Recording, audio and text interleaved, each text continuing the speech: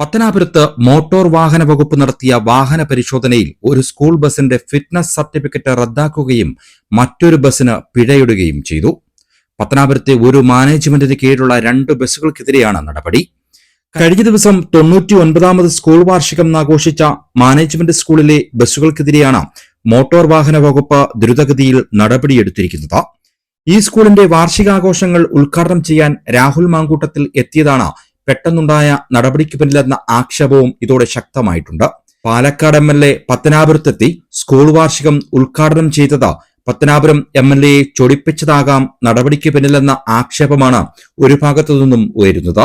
എന്നാൽ ഇതേക്കുറിച്ച് പരസ്യമായി പ്രതികരിക്കാൻ ആരും തയ്യാറായിട്ടുമില്ല. അതേസമയം നേരത്തെ കിട്ടിയ പരാതിയുടെ അടിസ്ഥാനത്തിലാണ് നടപടിയെന്ന് മോട്ടോർ വാഹന വകുപ്പ് പറയുമ്പോൾ ഇന്നലെ വരെ അധികൃതർ ഉറക്കം നടിക്കുകയായിരുന്നോ എന്നൊരു വലിയ ചോദ്യവും ബാക്കിയാവുകയാണ്.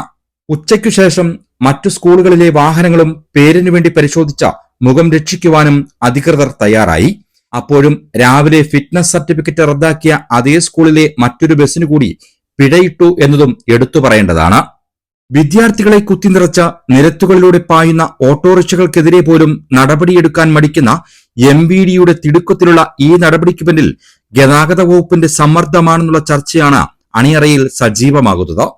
ന്യൂസ് ഡെസ്കിൽ റിജോ പത്തനാപുരം.